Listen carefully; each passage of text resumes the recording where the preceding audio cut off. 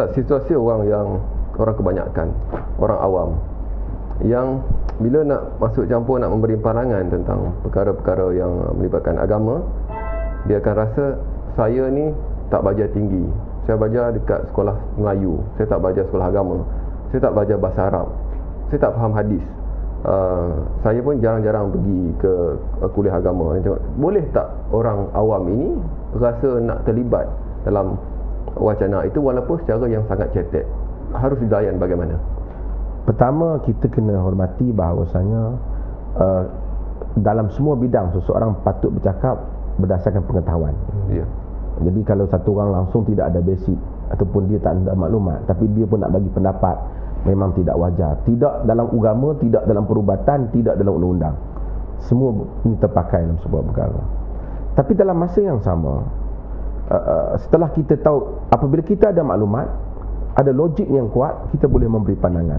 Kerana pandangan-pandangan hukum yang dikeluarkan, orang awam pernah mengkritik Umar bin Khattab, pernah mengkritik khalifah-khalifah yang mana mereka sahabat-sahabat besar Nabi, dan diterima. Apabila wala dia tak kata awak orang awam, saya sahabat dekat Nabi, istilah itu tak pernah digunakan. Keluasan memberi ruang itu diberikan oleh dalam sejarah Islam. Jadi kita di samping menghormati kesarjanaan, kita menghormat kesarjanaan, kita mesti juga memberi ruang untuk orang lain bercakap. Kerana agama, walaupun disuruh bercakap dengan ilmu, disuruh kita bercakap berdasarkan ilmu, dan dia juga melarang kita mengikut sesuatu tanpa ilmu. Sekarang orang kata aku tak nak cakap tanpa ilmu. Kemudian ustaz tu bagi tahu dia pun tak tahu atas apa asas perkara yang diberitahu oleh golongan agama pada dia, pun tak ada ilmu. Kerana dia bagi tahu je, dia ikut. Kita kena bagi tahu dia, dalam agama cakap tanpa ilmu pun tak boleh, ikut tanpa ilmu pun tak boleh. So dia kena imbang. Kadang-kadang dia kerana tak mau nak cakap tanpa ilmu, dia ikut tanpa ilmu. Ini satu kesalahan. Jadi pandangannya, kadang-kadang orang melihat pandangan awam ni hanya sekadar pandangan survey. Kita buat satu tinjauan, orang awam berpandangan ini, kita salurkan sekat itu. Orang awam boleh bagi pandangan, umpamanya perkara yang membabitkan kemaslahatan. Banyak perkara dalam agama kemaslahatan. Umpamanya kalau orang bagi tahu satu perkara, orang awam mengadu, perkara ini telah menyusahkan kami, merusakkan dan memberikan mudarat kepada kami dan seumpamanya. Islam ambil kira hal yang seperti itu. Tak bolehlah ulama kata tak apa, susah kau macam mana, ini agama awak kena follow. Sebab tu saya selalu mengulangi hadis Abu Daud yang mana Nabi SAW apabila pada zaman baginda ada satu orang yang cedera kepalanya. Bila cedera kepalanya, dan dia kata pada sahabat dia yang lain, boleh tak kalau saya tidak mandi wajib, sebab kerana saya sakit sangat. Dan mereka kata tak, tidak ada ruang, awak mesti mandi. Dan dia mandi dan dia mati. Lama dia bodoh, dia mati. Dan berita itu sampai kepada Nabi SAW, dan Nabi kata, qataluhu qatalahumullah, mereka telah bunuh dia, mereka dibunuh oleh Allah. Maksudnya bukan mereka bunuh dia, tapi tindakan mereka dengan memberikan fatwa yang salah sehingga memusnahkan orang awam, maka sama dengan hukum membunuh mereka. Dan ini menjadi syiar dalam agama. Ulama apabila nak berfatwa kena buat survey. Hukum semayang 5 waktu tak payahlah, itu clear. Tapi tentang masalah mudarat, vaksin tak vaksin, boleh cucuk tak boleh cucuk, semua ni kena tanya pakar dia. Bila orang tu jadi tokoh agama, bukan berarti dia tahu semua perkara. Hatta dalam agama pun mungkin dia tahu dalam bidang tertentu, bukan semua hal. Dan ini kita orang kita selalu kata dia ustaz pun ada ustaz yang tahu bab solat, ada wuduk.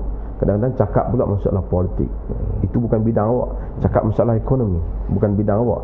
Cakap masalah pemikiran, bukan bidang awak. Awak tak study falsafah, awak tak jadi study macam, awak pergi bercakap, bukan bidang awak. Maka bukan semua ustaz tu dengan dapat level ustaz semua benda dia tahu. Orang jadi lawyer pun bukan semua jenis perundangan dia tahu. Orang jadi doktor pun bukan semua jenis bidang sakit yang dia tahu. Macam mana jadi ustaz keluar pondok ataupun keluar dengan first degree, tiba-tiba kita anggap semua perkara dalam agama yang way of life, agama yang mencangkupi semua benda dia tahu semua? Mustahil. Ustaz melihat bagaimana peranan institusi agama di Malaysia ni, adakah mereka perlu membukakan lagi diskurs ataupun telah menutup ataupun cuba menutup? Mereka perlu buka. Tapi saya boleh sebut satu perkara, banyak perkara, dan saya sebut lama hal ni. Apabila kita tak mau terbuka, kita sama ada diubah oleh orang ataupun kita tidak akan dipercayai oleh orang. Dan sebab itu ramai mufti dalam dunia ni yang dia sangat tak popular dan rakyat dia tak kenal. Tapi orang yang tidak mufti, yang berinteraksi dengan rakyat, lebih dikenali. Lebih dikenali. Sebab tu diskusi agama perlu buka ruang. Bukan tunjuk kuasa awak. Kuasa tak dapat menjadikan orang beriman. Logik yang kuat boleh menjadikan manusia percaya pada Islam. Penguatkuasaan harus sejauh mana Ustaz? Macam kita kuasa tak dapat mengubah. Penguatkuasaan tu harus sejauh mana berlaku? Dalam sejarah agama Islam, penguatkuasaan datang setelah manusia diberikan pendidikan yang cukup, education, sehingga manusia tidak ada alasan untuk dia buat kesalahan itu. Okey. Tetapi sebelum kita educate orang, kita terus bercakap soal hukum. Sebab tu saya berbeza dengan kumpulan yang bercakap tentang hudud. Saya kata Al-Quran menceritakan tentang banyak ayat tentang memberi makan orang miskin, tentang menolong orang yang susah, jiran tolong, sehingga mewujudkan satu masyarakat yang tidak ada alasan untuk engkau mencuri. Tapi ada juga orang mencuri. Islam bercakap tentang hudud. Islam bercakap tentang hudud. Islam bercakap soal kesamarataan di hadapan undang-undang. Sehingga Nabi kata, wallahi law saraqat Fatimah binti Muhammad laqata'u yadaha. Kalau Fatimah mencuri, aku potong tangan. Itu anak Nabi. Artinya kalau anak sultan, anak raja mencuri pun potong tangan lah. Hatta kalau sultan dan raja mencuri pun dipotong tangan lah. Kalau kita boleh mewujudkan satu masyarakat yang begitu, menteri, pak menteri, siapa saja di hadapan undang-undang, tak ada yang imun, maka kita boleh bercakap tentang hudud. Tapi bila kita cakap tentang punishment terlebih dahulu, tanpa kita menyediakan satu masyarakat yang kondusif untuk menerima undang-undang itu, kita akan melakukan salah faham terhadap masyarakat Islam. Mungkin Ustaz ada cara ataupun idea bagaimana kita nak mengharmonikan antara kita nak berinteraksi Islam dan juga pemikiran-pemikiran yang hari ini, yang kita hari ini. Terima kasih. Saya ingin sebut satu perkara. Saya rasa hatta negara-negara yang begitu konservatif macam Arab Saudi pun tak akan dapat bertahan pada masa hadapan dengan kemasukan pemikiran-pemikiran ini. Kalau mereka kekal dengan cara konservatif, satu ledakan akan berlaku daripada dalaman orang Islam sendiri. Satu pergeseran, satu yang tak dapat ditangani. Golongan agama kena mengambil beberapa langkah. Pertama, mereka sendiri perlu initiate.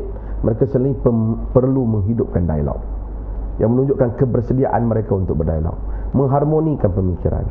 Kedua, mereka juga perlu bukan sekadar berdialog, mereka juga perlu bersedia untuk melihat unsur memilih yang baik dan menolak yang buruk. Kerana bukan semua perkara yang datang yang baru itu buruk.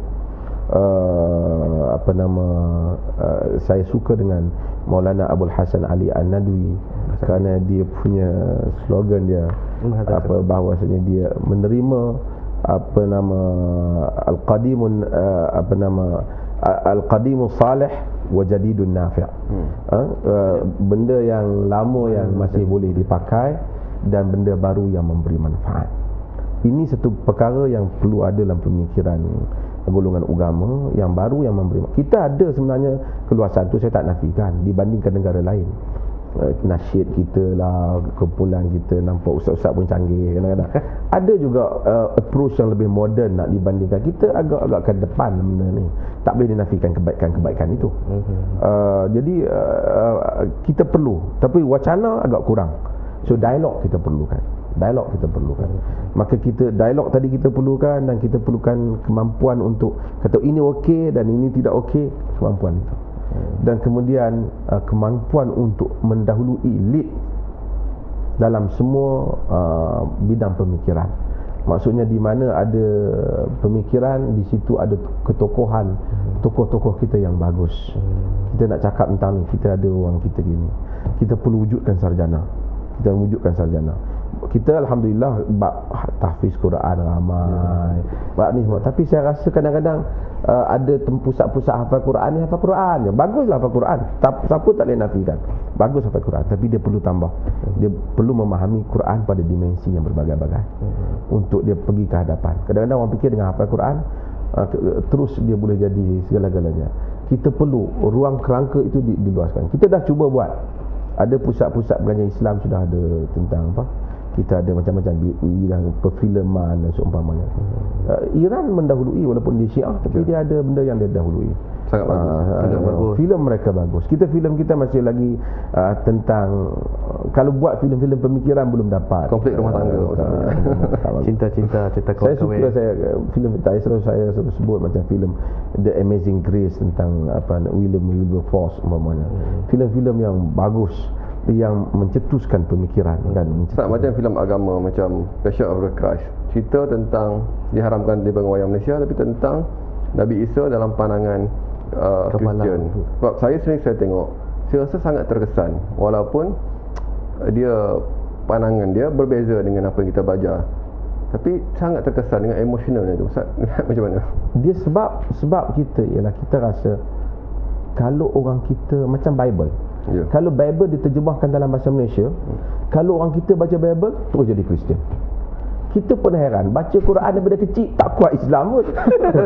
Tapi bila baca Bible sekali macam power benar Bible ni. Saya pun heran. Sedangkan dalam Bible tu so many contradictions yang ada dalam Bible. Tapi kenapa baca Bible sekali terus jadi macam tu? Ini masalah kita. Masalah rendah diri. Masalah sentiasa tewas, ketakutan. Sebab dulu training kita agak kuat hal ni. Jangan banyak tanya ustaz, jangan banyak ustaz kata. Sebab kita rasa nanti tanya ustaz tak dapat jawab, ustaz malu. So kita mungkin, tapi sekarang zaman dah berubah. Ustaz dah educated, ustaz dah mula cerdik, ustaz dah banyak maklumat. Dia mesti pergi ke depan. Dia mesti bersedia.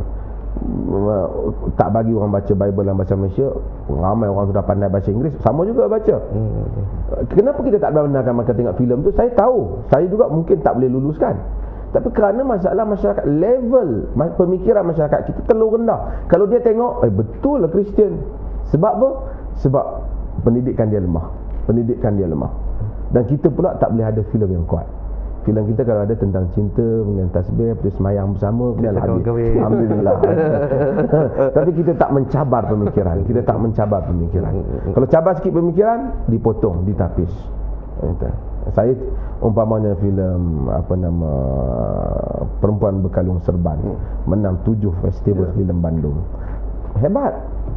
Tapi saya rasa kalau dibuat demikian dengan mungkin produser kita akan menerima kritikan yang hebat.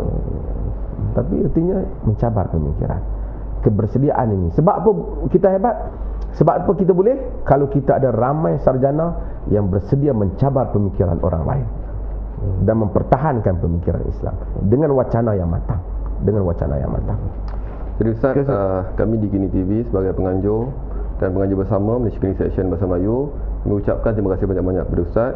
Dan hari ini untuk pendengar-pendengar sekalian, penonton sekalian, kita dah berbicara banyak daripada asal usul pergolakan pemikiran Islam sampailah kepada filem-filem baru yang absorb fahaman-fahaman yang baru. Dan kita seperti biasa, kita tidak menawarkan apa-apa penyelesaian, kita tak menawarkan apa-apa solusi. Sebabnya kita dalam pemikiran ni, pemikiran itu hidup dan berkembang. Jadi setiap hari dia hidup, bergantunglah pada penilaian masing-masing, dan kita harap budaya perbincangan secara serius, dialog ini diteruskan. Jadi sekian untuk hari ini. Terima kasih daripada saya dan Abdul Rahim. Terima kasih. Assalamualaikum.